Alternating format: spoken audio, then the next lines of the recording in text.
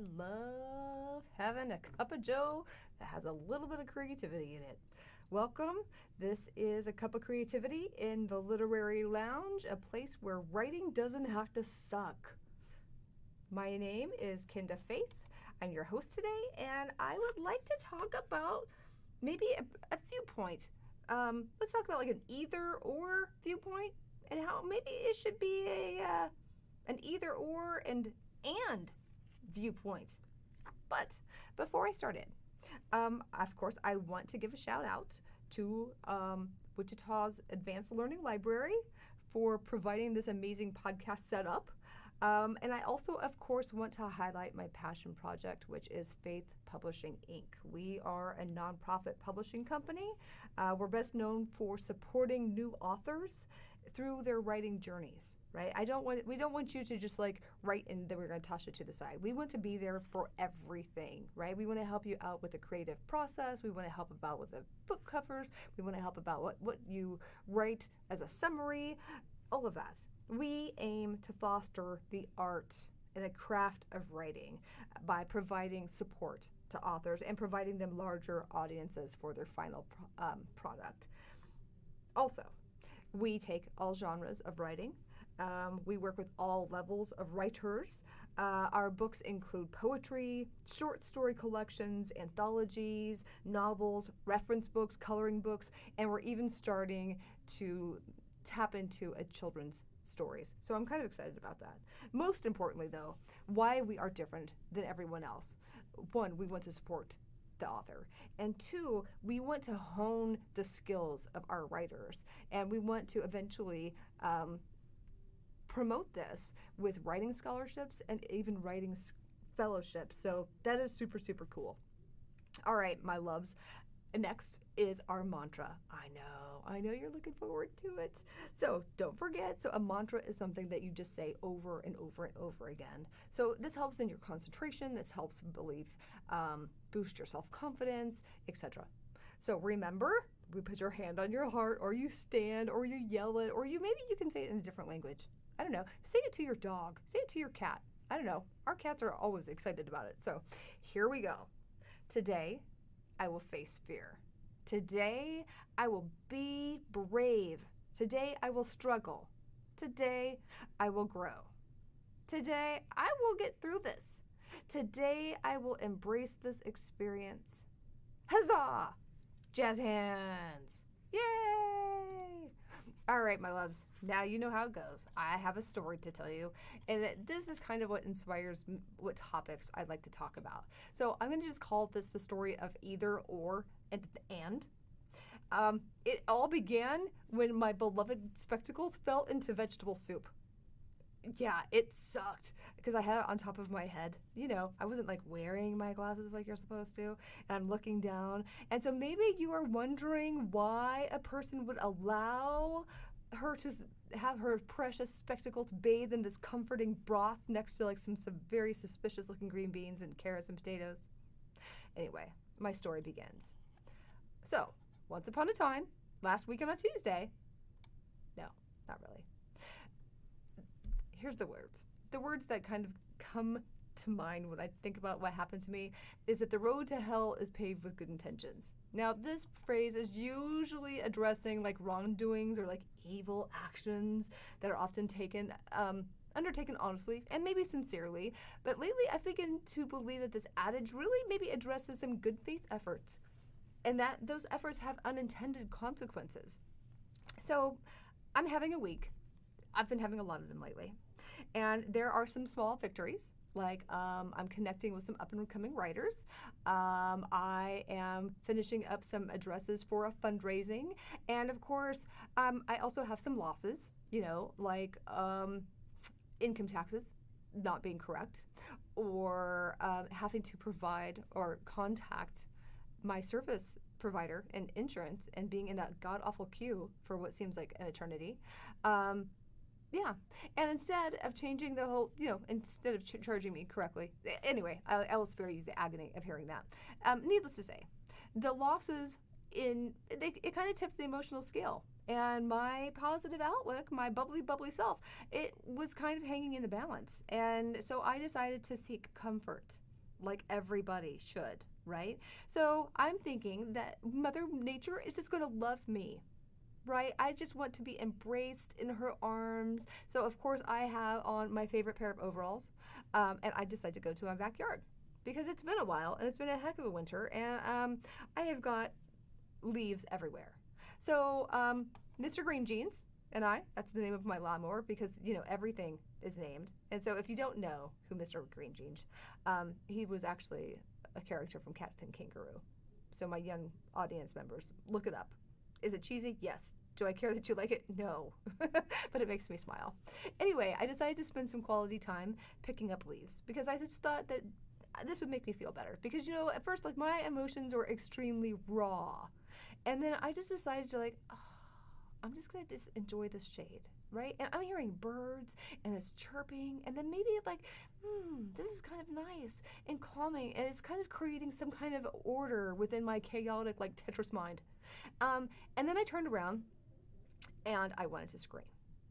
Why, you ask? Because as soon as I picked up a pile of leaves and put them in a pile and tried to put them into a bag, I turned around and the backyard trees decide to shower down more leaves right behind me. What the hell, Mother Earth? Seriously? Can I just get a freaking break? So instead of this loving embrace from Mother Nature, instead of encouragement and relief, I kind of felt like Mother Nature kind of threw water on my face. I mean, maybe spit at me. I don't know. I try to not think about her spitting at me. But yeah, maybe she just threw some cold water on my face to wake me up. And at the time, I only became angrier, right? I needed to cool off, obviously. So I decided to retire from yard work. And I decided I just need a nap. Because that and a little bit of sleep always changes a person's perspective, right? But after turning and tossing for the better part of half an hour, I just turned to comfort food. So yes, comfort food. Yes, this is exactly what I need. That's what's going to do the trick. But the trick, of course, ended up with my glasses landing in a bowl of soup. I laughed quite a bit until I cried a little, right? And I attempted with all of my might to have this, give myself the inner pep talk, right? So I have a family. I am a 4th generation teacher and coach. And so everybody in my family has taught or has coached something. And so I think it's a family thing that we all have to have the big pep talk, the whole do it for the Gipper. I know you guys aren't going to know that reference. It's okay. It's an old movie. Rocky theme song, yay, right? Or hell yeah, whatever works. So I decided to give myself a pep talk, and there was nothing, nothing at all. My brain was completely blank. And usually, I can come up with scenarios to change this, right? I try to change my perspective. So, some of my family will recognize this. So I decided to change it. I'm I bet the Donner Party would have been thrilled to have soup with eyeglasses in them. That should definitely make me better, right? Or would I really be upset if the Nazis were chasing after me? Probably not. Or a famous one that's actually in my family's verbiage is you just put this pain in your pocket and just move on with your day. None of these words of wisdom actually worked. And then it dawned on me, I don't have to have either an amazing week or an awful week. I can have a pity party and not feel like a total loser. Which leads me back to intentions. So people, as writers and creators, we don't have to box ourselves into that either or game, right? We are so much more than that. I mean, sure, people act according to their intentions because of their virtuous people, but Lady Karma can come around and she can just shove you down a flight of stairs because you're not paying attention. Other times she's just going to just nudge you a little bit, right? So did I need to have a meltdown because my glasses fell into my soup? Probably not. Did I need that proverbial shove down the stairs to remind me that I've got some writing to do? Yeah, I did. So I did that. I did just that. But I also enjoyed some chocolate cake. Now, why on earth do I mention all of this? Because I think all of this has to do with the writer's mindset, right? And a writing process. So why on earth do we write? What's the right mindset? There's a couple of reasons why we write. It could just be for ourselves, right? We don't have to write a best-selling author or a best-selling New York Times book. We don't. But it feels really, really good to finish something, I can tell you, right? How can you change people with your work or change with your writing? I will tell you that I think that creating and sharing is the bravest act a person can do. You know, we all have to take some kind of risk when talking to somebody, when dating somebody, when loving somebody. But there's an extra, I don't know, obstacle perhaps, is when you create and then you open yourself up. You open your vulnerability and you show people what you create. Now, I think that words are the most powerful force available to all of humanity. And I think how we use that and how we show that is an amazing ability. So, when you think about writing, think about what you can write that nobody else can. Remember, you are the only person that knows your world. I don't know it. Like, I'm an empathetic kind of gal, but I don't know everything. I can infer and I can guess and I have a pretty good read on people, but you are the only person that actually knows you. You are the expert in you. You are the expert in your voice. So think about what makes your writing unique, right? Why? How come nobody else can tell this story? How come nobody else can tell me how you're feeling or what your thoughts are on, I don't know, AI having sentience, or how cats are the serial killer of the pet world, right? You can go all over the place, right? So definitely think about how you can write and that nobody else can tell that story. Another thing is that to think about is how can you connect emotions to your story or to your poem or to your prose. There's a great quote by Robert Frost that says, "No tears in the writer, no tears in the reader." Right? So this essentially, show me how I can vicariously live through your words so I can understand what's going on in that brilliant brain of yours. And then finally, we have like the writing process. In the last episode, I kind of talked about, as a teacher, we don't really have time. And that's a completely lame ass excuse, I'm not gonna lie, that we just don't have time to teach it. And I try my best to discuss it in my creative writing classes. But so here's your idea. First, you have pre-writing. And this is kind of just, you need to figure out what you want to say. You know, how do you want to say it? Maybe you can think about who's going to read your writing. If you are more of the entrepreneurial spirit, right? Like, oh, I have to write this book because I want to do X, Y, and Z.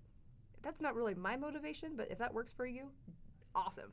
So that's your pre-writing. You just kind of gather ideas and you kind of figure out like how it's going to look and kind of the story that you want to tell, despite if you have a poem or a children's book or whatever. We all have a story within that same little piece of work, right?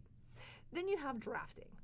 Drafting is going to be when you actually get your stuff organized. Now, I'm a sticky note queen. If anybody has seen my classroom or even my study, it kind of looks like an Office Depot went crazy in there. Like, I have got sticky notes everywhere, right? Because I'm very visually oriented and I need to see things. I need to see how things flow. So whenever I'm drafting, that's kind of how I develop how my story is going to happen, right? And then I can kind of read through it and I can kind of like get some ideas. Finally, once you've actually written some things down, then you can start revising it. That's when you're starting to add or you can take out parts, right? That's when you'll look for, I call them GER words, which I will address in a different episode. GER words are the things that are cliche. They are used, these are words that are, they're not bad words per se, but they are overused. Like, I will tell you, I'm going to go off on a tangent here. I greatly dislike, borderline hate, the word very. Now, do I use the word very? Yeah, I do. When I'm talking, I use it quite a bit, right? When I'm writing, no, just don't. Please don't. Don't use very. Don't use good, bad, sad. A lot. Good. They're just vague, right? Just stop being selfish and just tell me what's in your brain already, right? It's not like I'm having a good day. And? Oh, he was very smart. That doesn't really tell me anything, right? So give me something, right? Be specific with your language. So that's kind of what you'd be looking at whenever you're revising. And then editing, my students have like a love-hate relationship with me. I get a little psycho bonkers crazy when I edit. I love editing because I think it's a great big giant puzzle. I look for punctuation and capitalization and complete sentences and blah, blah, blah, blah, blah, blah, and spelling. But I also get a little psycho when I love the power of threes. Everybody loves threes. It makes us feel better and we like it, right? Life, liberty, justice, the whole three. So I look for those kind of things when I'm editing. And then finally, the final thing is when we publish. And of course, that's like I said, in my classes, my English classes, we don't have time to go through all of it. Sometimes I'll go through editing depending on how big a paper is or how big a project is. But then of course, while you have publishing, is that you actually need to have a neat copy, right? I have a love-hate relationship with formatting, which is funny, but page numbers will be the death of me. But this is what you need to look at, right? Does it make it clear? The way that you print your words, is it clear to your audience? Do we know specifically and everything that is in your brain? Can you change anything else in there? So here's what I have. Here's my call to action for you. 1, you need to write. If you would like to have prompts, I have got a bajillion